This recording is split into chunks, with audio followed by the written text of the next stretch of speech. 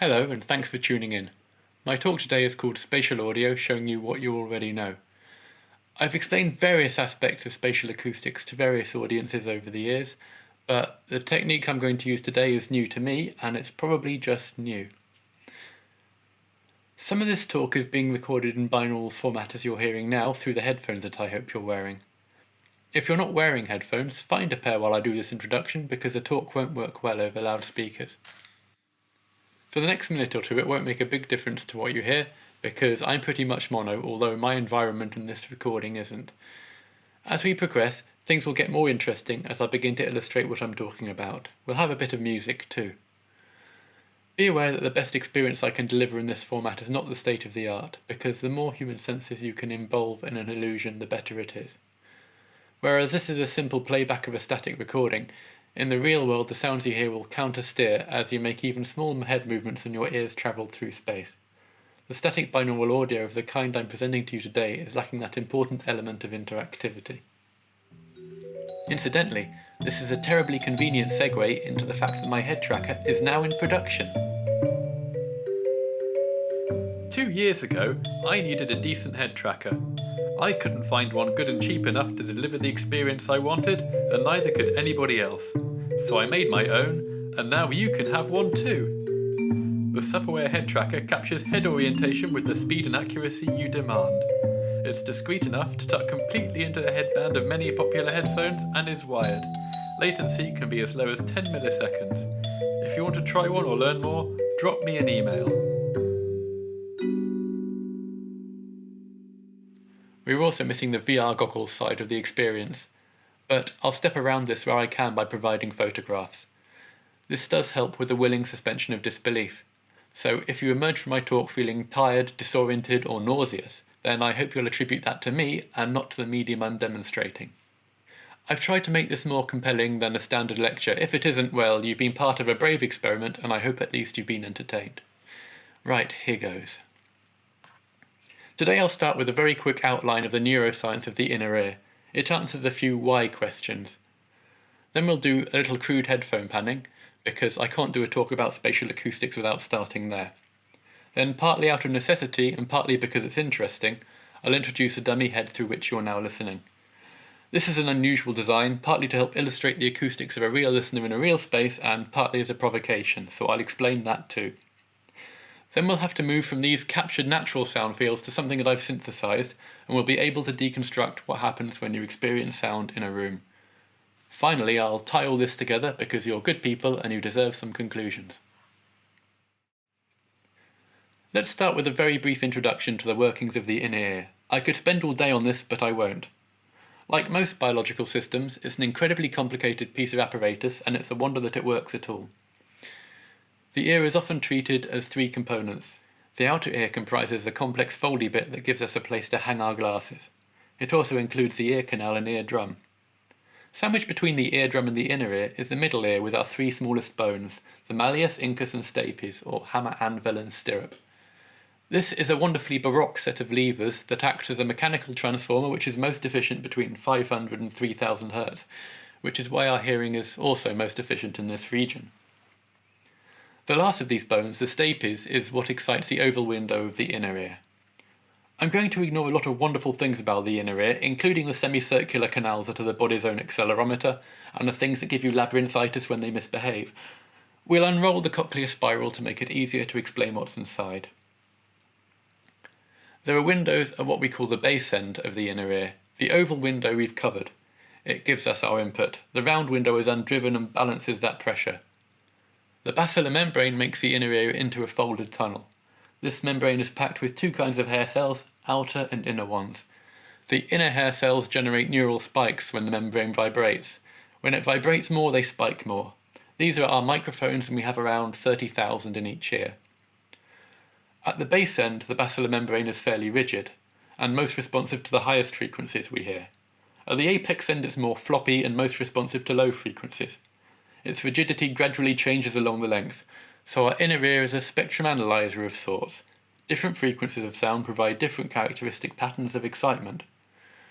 You may know all this stuff, so here's the most important detail I need to cover.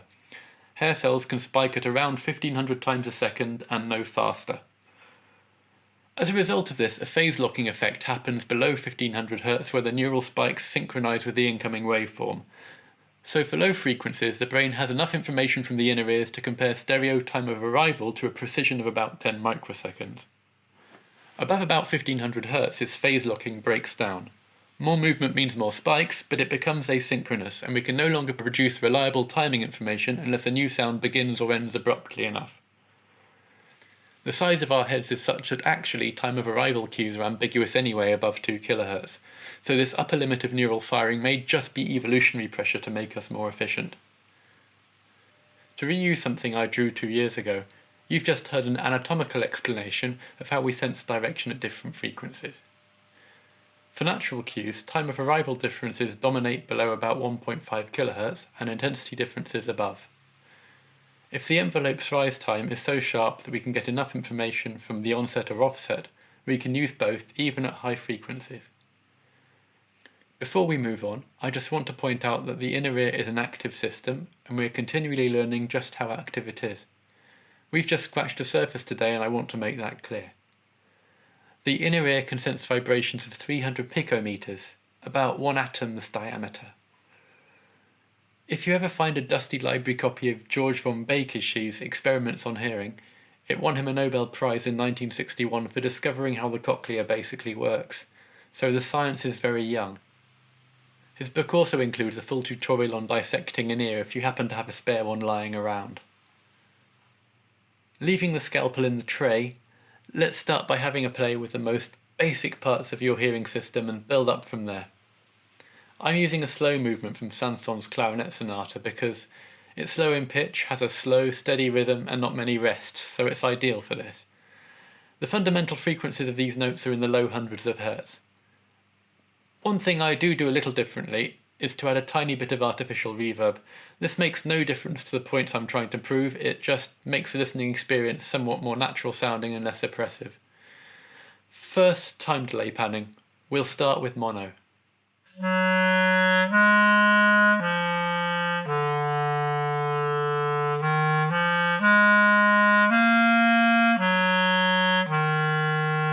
Now let's delay the right ear by 10 samples, 230 microseconds. We should hear the sound move to about 30 degrees left.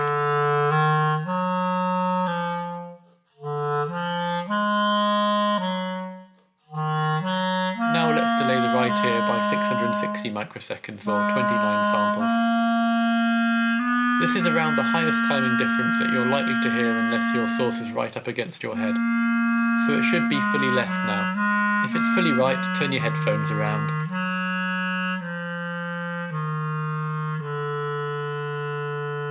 Now let's delay the right ear by 1 millisecond. This is about the limit of plausibility.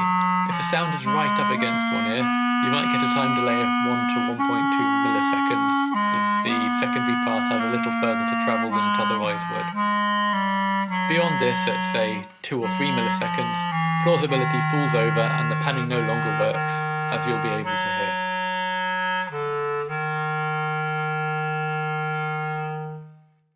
We can now try the same thing with a higher frequency sound, but it's hard to find musical things of that kind that are pleasant to listen to. Here's a bunch of keys. There's some envelope information you can still latch onto. I can make things even harder by rolling off anything below 3 kHz, so let's do that now. It won't sound very different. Let's try the experiment again. This time I'll pan things in the other direction. Let's pan right by 10 samples or 230 microseconds. 660 microseconds. It may still work for you just as well, but that's because you can still latch onto the edges of onsets and offsets. If we take a synthesized chime bar now, ramp it slowly up in volume and let it decay, we'll hear what happens. We'll start with it in the middle. Now let's delay it by 660 microseconds or 29 samples on the left ear. What you should be hearing is a bit of movement, but hardly any at all. Just to be fair, we'll do a clarinet note again, panned hard left, but with the same envelope imposed. Now for some level panning. The interesting thing about this is that anatomy suggests that there aren't many level differences between the ears at clarinety frequencies, perhaps a decibel or two depending on the distance you're standing from the musician. But neurally, less movement involves less firing, so we should still be sensitive to them. Let's introduce 6 decibels of difference. Now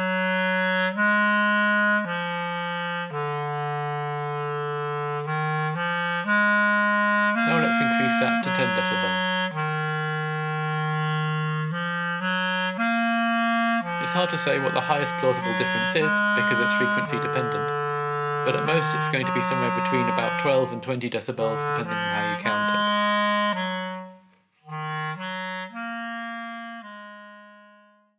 Some early research tried to find a fixed ratio for trade-offs at different frequencies.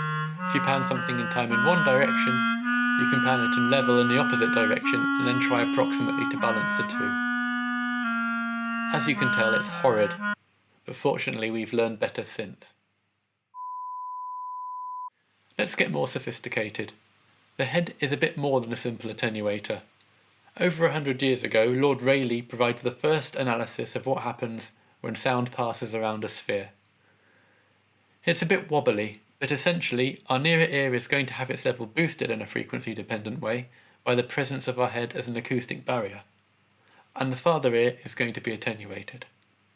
Quite a lot of that spikiness is not really audible owing to critical bands. If a filter is so sharp that its bandwidth is lower than about 1/3 of an octave, your hair cells don't have the resolution to resolve that spectral detail. You may not even be able to hear that there's a filter at all until you play a more periodic stimulus and an isolated harmonic changes what you can resolve.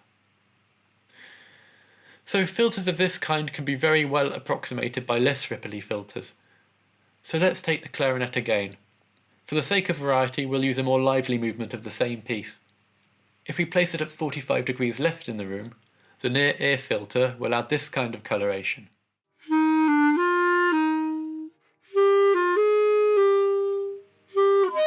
And the far ear filter will add this.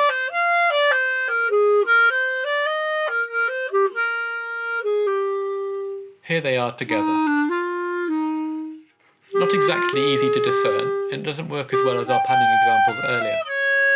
In fact, the differences are so subtle at low frequencies that you'd be forgiven for thinking it's mono. It isn't, I checked. But if we start with just a plain time-panned sound,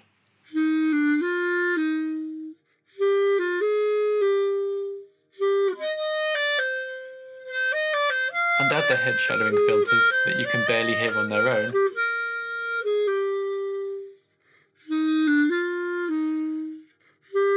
suddenly things fall into a much sharper relief. That's an example of Gestalt in action, and it gets us at every stage of researching this science. Let's give this poor exposed clarinetist a binaurally recorded accompanist.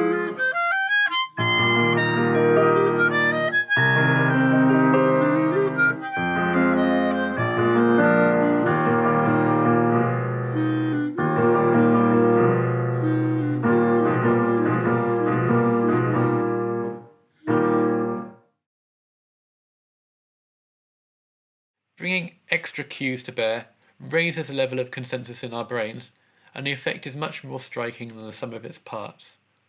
And that's really what Gestalt means. I want you to remember this principle as I demonstrate some head-related transfer functions. We are all different, and this means that different people create and use slightly different timing and amplitude differences when they hear things. There's been a bit of a fad in our community in recent years for measuring the acoustics of our own heads because in many circumstances performance is somewhat better than using generic head-related transfer functions. By way of illustration and as a control, I've built my own generalised dummy head to take some recordings. I'm not the first person to notice that commercial dummy heads start at hundreds of pounds and can reach 5 figures for a freaking 2-channel microphone. But I may be the first to have condensed it down to mostly 2 dimensions. I'm almost certainly the first person to have made my own dummy head out of a pot of glue, some staples, and some cardboard fished out of a communal recycling bin in the middle of a global pandemic. Note the 2D approximation. We can also cover the microphone capsules to shield the microphone from reflections off the baffle. In theory, this will mimic the outer ear more carefully. One unique feature of this kind of dummy head that you don't get from a 3D replica is a complete freedom of directivity pattern. I'm using cardioid microphones because that's all I have. If I were a purist, I'd use omnis, and the direct to reverberant ratio would be somewhere between 4 and 6 decibels higher, but never mind. It'll just feel like you're nearer the action. The other feature that's fairly useful is that we get to try the same recording technique with or without the baffle, the shoulders, or the caps on the ears, so that's a useful educational tool. It's up to me to prove to you that this works before trying some other heads, so let's hear a couple of things. I'm going to play a video of me playing the shipping forecast through a radio as it moves in a clockwise arc around the head. I can then remove the head so that we're left with just the spaced microphones. You will already expect this difference to be quite striking from the earlier demonstration of head-related filtering. Thank you very much indeed, Chris. Good morning. This is the shipping forecast issued by the Met Office on behalf of the Maritime and Coast Guard Agency at 0505 on Friday the 30th of October. There are warnings of gales in Viking, north at Sierra, south at Sierra, Thames, Dover, Wight, Portland, Plymouth, Biscay, Fitzroy, Seoul, Lundy, Fastnet, Irish Sea, Shannon, Rockall, Malin, Hebrides, Bailey, Fair Isle, Faroes and South East Iceland. The general synopsis at midnight: low Hebrides 982, expected 50 miles north of Iceland 971 by midnight tonight. New low expected just west of Shannon 987 by the same time. So to the area forecast for the next 24 hours. Viking north at Sierra, south at Sierra. Southeasterly 6 to gale 8, veering westerly 3 to 5, backing southerly later. Rain then showers, moderate or poor, becoming good. 40s Cromarty, 4th Tyne, Dogger. Southwest backing southeast later 5 to 7, decreasing 3 or 4 for a time. Rain or showers, good, occasionally poor, except in Cromarty. Fisher, cyclonic 4 to 6, becoming variable 3 later. Rain then fair, good, occasionally poor at first. German Bight, Humber. Southwest 5 to 7, becoming variable 2 to 4, then south 4 to 6 later in Humber. Rain, good, occasionally poor. Thames, Dover, Wight, Portland, Plymouth, northwest Biscay. Southwesterly backing southerly later 5 to 7, increasing gale 8 at times. Occasional rain or drizzle, good, occasionally poor. Southeast Biscay, variable 2 to 4, fair, good. Southeast Fitzroy, southerly 4 to 6, occasionally 7 later, mainly fair, moderate or good. As you would expect, 90 degrees sounds a lot like 90 degrees. Front and back sound very different, principally because the directivity pattern of the microphones is different. This is not how you hear things in nature, but it seems to work quite well because it matches the expectations of a source seemingly disappearing from sight. Shoulders don't seem to make a large amount of difference in this plane of movement. To illustrate this in a slightly more interesting way, I recorded a bit of Malcolm Arnold's Sonata for Clarinet and Piano with the dummy head in various stages of construction so we can crossfade between them. In this ensemble, the clarinet is about 30 degrees left and the piano subtends an arc from about the centre of the stage to 30 degrees right where the pianist is sitting. You should hear imaging and timbre slowly improving as I build it up from a spaced pair. You'll also notice the tempo is a shade too quick if you know this piece of music at all, but you'll have to excuse me that I don't know why I play Dandantino like Allegro. And actually, we can start with a classic coincident pair, as this is how you may be used to hearing stereo over headphones.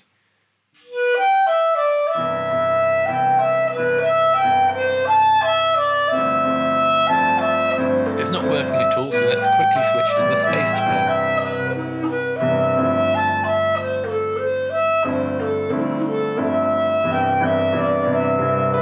A couple of seconds after the clarinet comes in, I'll switch to the recording with the head baffle on, so you'll hear the recording widen just a little.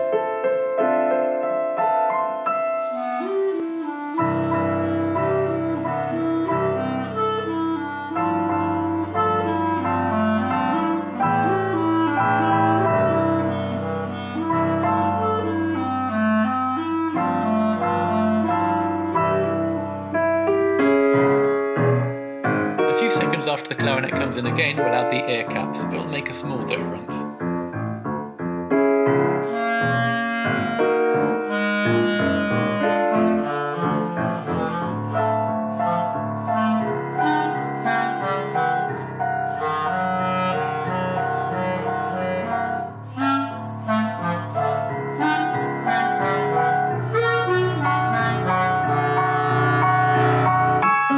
piano solo gives me a chance to tell you that I'll add some shoulders just after the clarinet comes in again.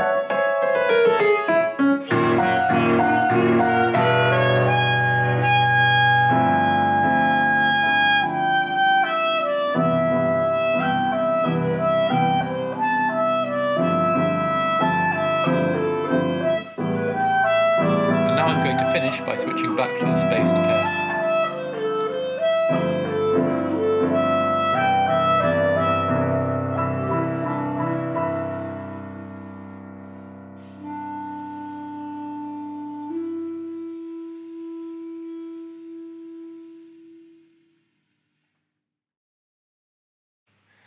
I would normally edit more fastidiously, but 5 playthroughs on 2 instruments is enough for anybody. Now that we have acoustically recorded control data, I'm going to use a couple of databases of dummy head data to showcase different kinds of head. A thing about head-related transfer functions is it's really quite hard to capture them. You have to acquire hundreds and sometimes thousands of data points, which itself is tedious and hard. Then you have to pass this data through a whole computational pipeline that does things like correcting for the distance of a sound source, computing out the response of the signal chain and the ear canal if it happens to be in the data, accounting for any reflections off surfaces you don't want to capture, and time aligning what may be thousands of separate recordings so they all pretend to start precisely synchronously, the better than a sample's resolution. If you've ever had to work with this kind of data, you'll appreciate that it ends up being 2 parts art to 1 part science. So I'm now going to try and recreate this radio experiment using different head-related transfer functions. Sound coming from behind you has broadly the same timing and level differences as sound in front of you. If you cannot move your head, the only cues you have for front and back discrimination are tiny differences in spectrum. Without the video, you may hear sound moving in a clockwise arc from the front of your head, or in an anti-clockwise arc from the back, or you may hear it totally in the front or the rear. We're going to try this now using 4 sets of data. The first set was collected from a Knowles electronics dummy head by a team at MIT in 1994. I processed this myself.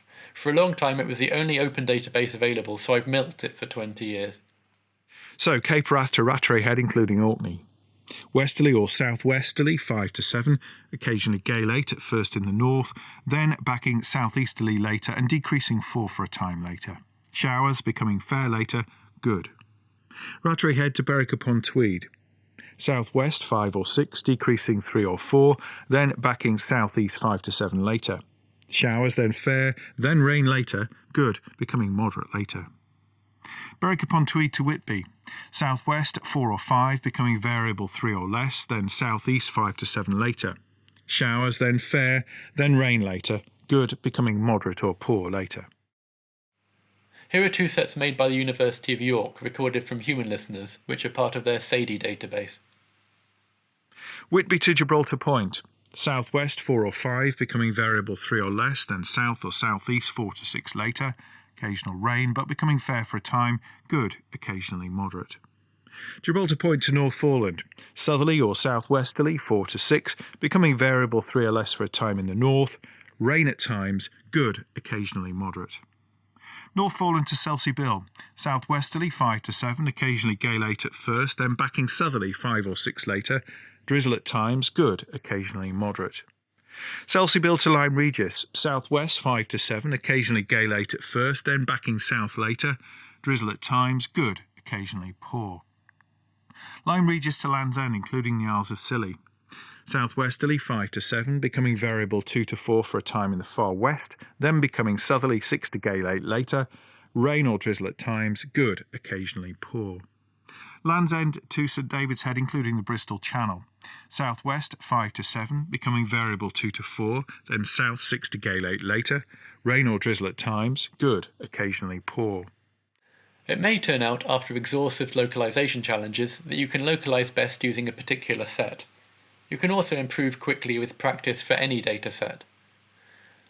There may also be a particular set that you prefer to listen to, and this may or may not be the same set. Once you've visualized a few of these properly, you can identify similar features. You can then attempt to reproduce these by mapping filters to different head positions, adding a notch here, a boost there, and ignoring what seems prudent to ignore. This so-called principal component approach was being considered in the 90s when managing large datasets and long convolution was much harder than it is today. There are now inevitably attempts to do this using machine learning, but the fourth set is one that I made and tuned myself. St David's Head to Great Ormhead, including St George's Channel. West or southwest 4 to 6, becoming variable 3 or less, then becoming south 6 to gale 8 later. Rain or drizzle, but becoming fair for a time. Moderate or poor, becoming good for a time. Great Ormhead to the Mull of Galloway. West 4 or 5, becoming variable 3 or less, then south or southeast 6 to gale 8 later. Rain or showers, but becoming fair for a time. Good, occasionally poor.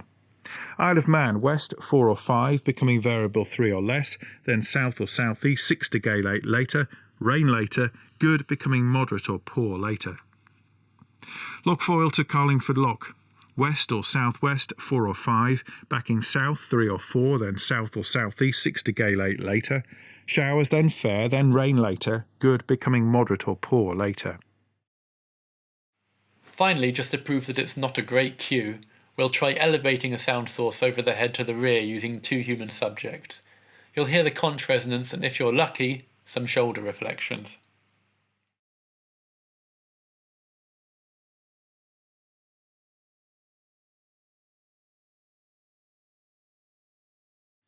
Mull of Galloway to Mull of Kintyre, including the Firth of Clyde and North Channel. Westerly backing southeasterly 4 to 6, decreasing 3 for a time, then increasing 6 to gale 8 later. Showers, then fair, then rain later, good, becoming moderate or poor later. Mull of Kintyre to Adnamachan Point. West 5 to 7, backing south 4 or 5, then southeast 6 to gale 8 later. Showers, then fair, then rain later, good, becoming moderate or poor later. Adnamachan Point to Cape Wrath, west or southwest, backing east or southeast later, 5 to 7, increasing gale 8 at times. Showers, then rain later, moderate or good. And finally, Shetland Isles, south or southwest, 5 to 7, occasionally 4 later, rain then showers, becoming fair later, moderate or poor, becoming moderate or good.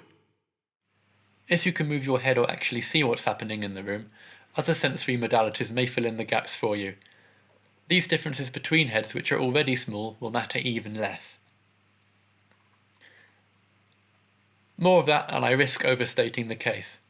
Because they ripple, it's also very easy to overstate the interpersonal differences between them. If one has a lift at 7 kHz and a notch at 8 kHz, and the next one has its lift at 8 kHz and its notch at 9 kHz, you could tell people that interpersonal differences amount to, well, 20 or 30 decibels. Yes, but it's not how they're perceived, and that's a bit disingenuous. Without the benefit of head movement feedback, spectral cues are fragile and somewhat difficult to hear. Let's move on to the effect of room acoustics. Our hearing system appears to be optimized for continually extracting meaningful information from reverb, but ignoring it when we want to. I'm using words like ignore and want and meaningful. Intentionally, I'm glossing over our neural and cognitive processes that turn out to be incredibly complicated when you try and study them in detail. We have to begin somewhere, so let's begin with the Haas effect. This gets its name from a classic paper written in 1951 by Helmut Haas about the audibility of a single reflection. I'm going to change from this rather comfortable binaural recording of my voice to a close-mic'd one. So here I am panned centrally without any reverb. Now we can simulate an echo 5 decibels quieter than a direct sound at 60 degrees left, so as if it's coming off a side wall. If we add these together without any delay, a rather predictable thing happens. We perceive a single sound source that is coming from some direction between the two. Let's call the centrally panned sound the direct sound, and the quieter one that arrives just after it the early reflection. If we gradually increase a delay between the two to a millisecond, different things happen to the direction depending on phase effects. This is called summing localization. Now let us go beyond a millisecond and gradually increase the delay of the reflection to 5 milliseconds. The reflection doesn't really affect where we perceive the sound to come from anymore. In fact, it's not obvious that much is there at all. So beyond 5 milliseconds, let's turn the reflection delay up to 50 milliseconds in gradual steps. I hope that you'll notice 2 different things. First, that the coloration will change every time there is a step change, but you'll very quickly stop noticing and will get used to this unless you specifically try not to. Second, that you're still only aware of one auditory event. The direct sound and its reflection are perceptually fused, but there is a sense of broadening, that my voice is somehow coming from a wider source. At 50 milliseconds, we hit this magic threshold where things change again. The direct sound and its echo will split, so you'll start to be aware of two distinct sources of sound. This gradually becomes more obvious depending on what we might be listening to, until about 80 milliseconds when the fusion falls apart completely. Back to the dummy head again. As long as the reflection is somewhat quieter than the direct sound, these four phases occur at somewhat similar times. Chaotic summing localization up to 1 millisecond. To 5 milliseconds the image shift diminishes, but you're not aware of the coloration. To 50 milliseconds there's a sense of width and comb filtering, but we still perceive just one source. And above 50 milliseconds we start to be aware of a distant echo that's perceptually distinct from the first sound. Let's do a more sophisticated variation on this, building up a whole room from individual early reflections. In the room I happen to be recording in, we have 15 early reflections before we get to 50 milliseconds.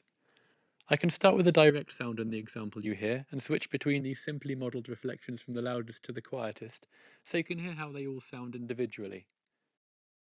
Now as I speak, we can apply these reflections by just successively adding them one by one to the audio you're hearing. Notice how it changes quite noticeably at first, but more and more subtly as we progress. They have a cumulative effect, but you can't really pick them out individually. So this is me plus early reflections. If the room were smaller, we would model more reflections as the pattern would be denser.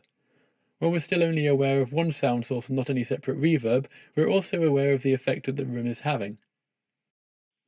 After 50 to 80 milliseconds, depending on the kind of sound we're hearing, we stop calling reflections reflections and we start calling them reverb. This is because we perceive it as a separate object in the auditory scene. Let's add reverb to our early reflections now. It has its own centre of gravity and its own timbre. We can tune into just the reverb. For now, our room simulation is complete enough. I'm going to talk through it for a while, and we'll talk about the difficulties of modelling reverb. We perceive early reflections and reverb differently, but another reason why they're two different things is because, since the early days of digital reverberation, we have chosen to model them in entirely different ways. While early reflections have travelled through very little air and interacted with relatively few surfaces, after a while real-world effects upset the precision of our model. Things like diffraction from corners, scattering off surfaces, low-frequency limitations established by room modes, and the fact that air is not quite lossless, linear or time invariant means that our model is no longer very accurate. And if we keep to the simplest approach of adding reflection images for a rectangular room, it becomes quite periodic.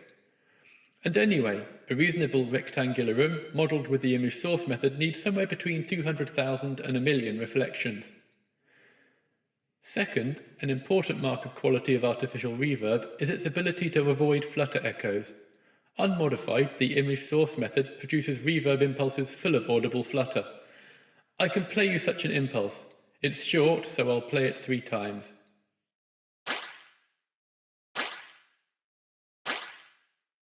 In the algorithm, as with a real room, we need furniture and diffusers to break these up, like this. Good artificial reverb aims for decorrelation without coloration. Most good algorithms don't trouble themselves with this kind of literal physics. What I did before was to take an algorithm based on freeverb and manually match the colour, time, level and stereo width of the room I wanted to model. I've also set a pre-delay so that the early reflections aren't interfered with. So here I am again without any room effect at all. Here I am with the 15 early reflections. And once I add reverb to this, suddenly I have a perceived distance and I'm in perspective again. If then we remove the early reflections and it's just me and reverb, the coloration goes away, so for a few moments things will sound better. Unfortunately, right after that, you'll find you're being starved of important parts of a room, so various aspects of the image will begin to collapse. For example, I now feel like a point source, with a bearing but no distance. Parts of your brain miss the effect of the early reflections, without which it cannot gauge the proportions of the room or build a context to the reverb. If I put everything back together again, I can make the direct and early sound quieter and turn up the reverb, and crudely this is all it is required to change my perceived distance.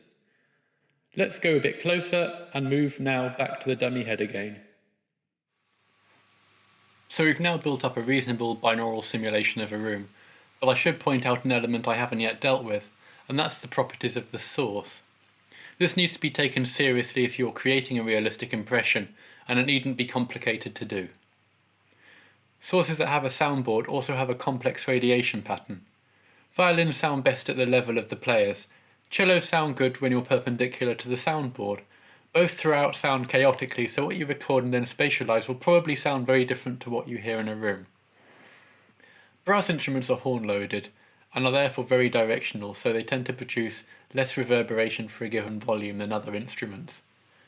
A singer behaves very much like a small loudspeaker, omnidirectional below about 1.5 kHz and subcardioid above about 3 kHz. Source directivity is also quite important as it contributes to the realism of the overall simulation. All I really have time for are the crudest of examples in a real room. First, I'll start with me recorded binaurally. I'm sitting in a room different from the one you are in now.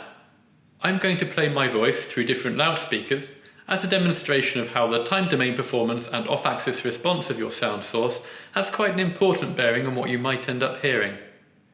This is often ignored by immersive audio people, but because we capture so much reverb, it is very important in virtual reality or if you happen to design loudspeakers.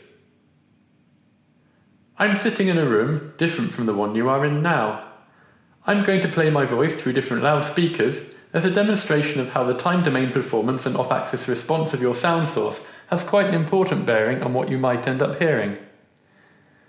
This is often ignored by immersive audio people, but because we capture so much reverb, it is very important in virtual reality or if you happen to design loudspeakers. I'm sitting in a room different from the one you are in now. I'm going to play my voice through different loudspeakers as a demonstration of how the time domain performance and off-axis response of your sound source has quite an important bearing on what you might end up hearing. This is often ignored by immersive audio people, but because we capture so much reverb, it is very important in virtual reality or if you happen to design loudspeakers. You will, I hope, have heard two things. First, that these ostensibly similar loudspeakers impose very different footprints on the direct sound, and secondly that they change the reverberant sound as well. If we turn them around, you can hear their off-axis response more clearly and how they excite the room differently. I'm sitting in a room different from the one you are in now. I'm going to play my voice through different loudspeakers as a demonstration of how the time domain performance and off-axis response of your sound source has quite an important bearing on what you might end up hearing. This is often ignored by immersive audio people, but because we capture so much reverb, it is very important in virtual reality or if you happen to design loudspeakers. I'm sitting in a room different from the one you are in now. I'm going to play my voice through different loudspeakers as a demonstration of how the time domain performance and off-axis response of your sound source has quite an important bearing on what you might end up hearing. This is often ignored by immersive audio people, but because we capture so much reverb, it is very important in virtual reality or if you happen to design loudspeakers. And finally in this section, I'm going to do my own interpretation of Alvin Lucier's Sitting in a Room. In this piece, the composer played his voice through a loudspeaker in a room, picked it up with a single microphone, and played it back through the loudspeaker again many times. After 10 iterations, all you really hear is the excitement pattern of the room and the loudspeaker, and the original voice is no longer intelligible. I'll play you this for two reasons. First, you'll realise that the Yamaha NS10M and the ATC T16, ostensibly two studio monitors that are flat to within a couple of decibels, excite the room in very different ways. In part this is down to the loudspeaker's directional response, and in part it's attributable to the crossover electronics.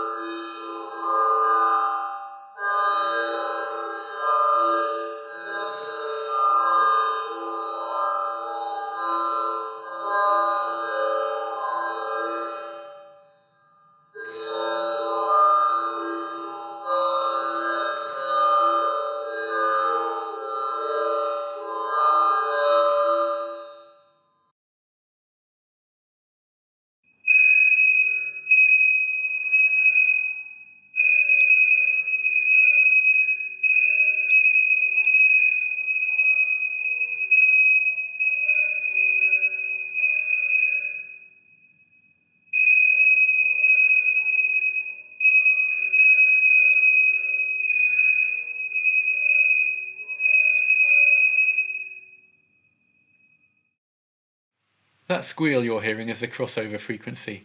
Wherever you have a filter, you introduce a phase discontinuity. If it's sharp enough or cascaded enough times, you'll get oscillation.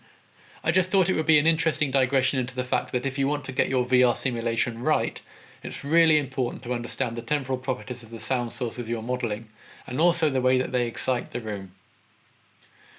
If you're a recording engineer aiming for a naturalistic sound, this is why you'll spend money on using the most appropriate room you can and capturing as much of it as possible with as many channels as you can afford, rather than just close miking and adding artificial reverb.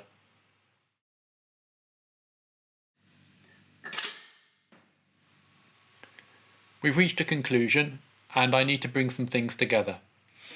If I wanted to convey anything, it's that the ear and mind are complex, and that everything you want to isolate you actually have to study as part of the entire system. If you want to create an illusion, you have to support us with a work of fiction, the willing suspense of disbelief in as many ways as possible. As with theatre, the more involuntary work you make a listener do, the quicker they'll tire of it. So give the ear and brain as much as you can that they're expecting, help Gestalt along, and pick cardboard out of bins if you have to, just so you can keep comparing with reality and finding out where you fall short. In this spirit, I thought I'd close by showing up my own limitations. I'm going to use the second movement of Poulenc's Clarinet Sonata for two reasons. First, it didn't take too long to learn, and second, it's bloody great.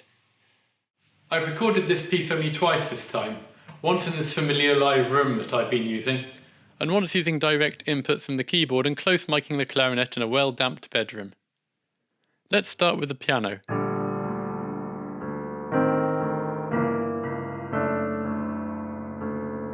We can take the left-hand channel of direct input and add some early reflections.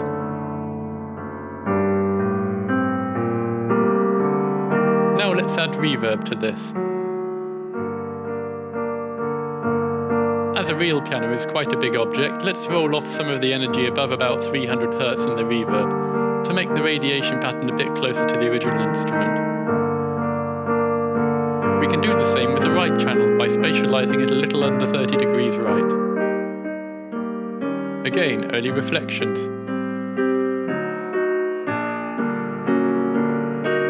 Reverb. And equalized reverb.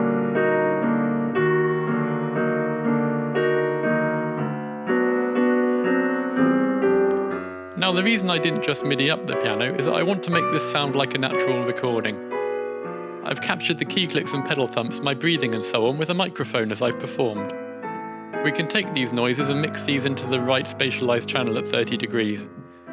We'll let these radiate in the same way that a human speaker would. It's somewhat subcardioid.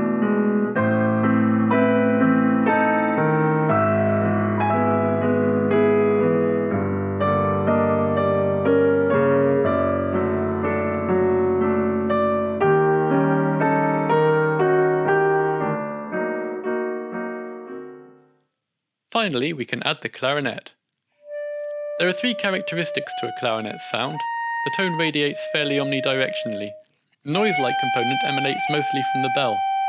Were I doing a professional recording, I'd control the key clicks by stripping the clarinet down and oiling all the linkages, but for the purposes of this demo, life's too short. I've picked a balanced bot mic sound and I've assumed an omnidirectional source.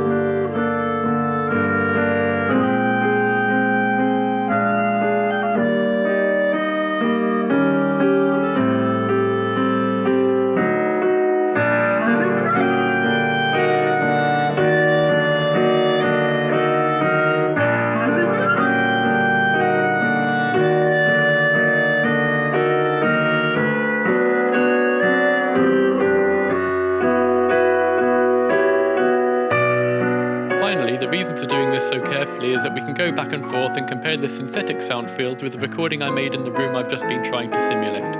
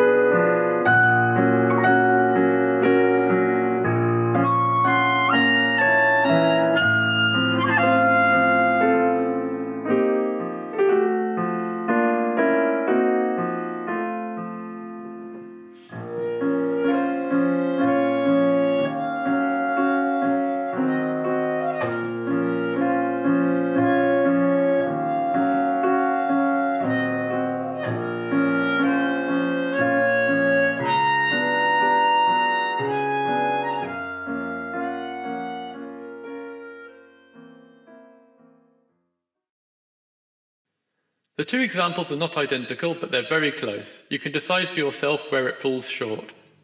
And while the purpose of this exercise was to compare reality with a simulation, the intent of any practical classical recording is to capture something naturalistic and enjoyable rather than indistinguishable from an original.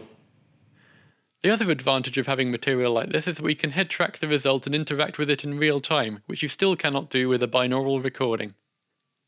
If you want to hear these recordings without me talking over them, you can find them on Supperware.net. Thanks for listening, and have a great conference. Thanks a lot for listening. Have a great conference. Thanks for listening, and have a good conference.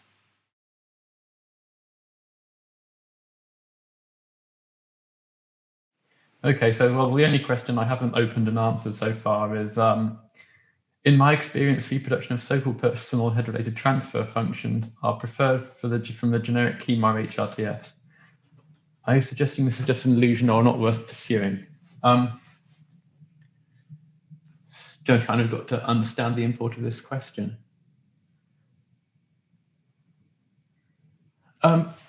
It's very interesting. I don't know if anybody here was at the Spatial Audio conference last year with the Audio Engineering Society, basically the last spatial audio conference they were able to hold in person. But there was a paper presented by the University of York where one of their either master's or PhD students, I forget which, had produced this kind of semicircular dome with well over 100 cheap loudspeakers in, and the idea being that you could very quickly capture a personal HRTF. And as part of the review process for these personalized HRTFs, they were comparing them with a generic Neumann KU100 dataset. Now, there may be a number of reasons for this, but over 50% of the people whose HRTFs they recorded actually preferred the generic head-related transfer functions. And I suspect reasons for that are things such as the choice and the precision of the pipeline, the ability to be able to produce a decent impulse over cheap loudspeakers. Then there are all kinds of reasons. And I think also the fact that generic dummy heads tend to be quite rounded in profile, kind of based on old crash test dummy specifications for a median human being. So they've all got very similar proportions. And if you look up the data of them, the space between the ears is always exactly 14.3 centimeters, for example. And maybe this and the genericization of the pineye and so on actually make it more accessible than listening to somebody else's head or listening to your own head recorded badly. That's all I can really say on the matter. But the data is quite interesting that you may be into a game of diminishing returns with personalized HRTFs, and that's certainly the case if you record them badly. Dummies also stay still, that's true, yes. Although there are a number of increasingly draconian measures you can take to ensure that your listeners sit still. From bite plates, which they'd use in the early days, you'd actually literally bite a clamp that was fixed in place to stop your head moving. And these days they have these kind of Stalin-esque accelerometers tied to your head that will stop the process if you diverge from staring straight ahead by more than a couple of degrees. Is it possible to calculate this in real time, Christoph asks, and I'm going to press the answer live button. Yes, it is. It's not easy. Any binaural SDKs you recommend? Right.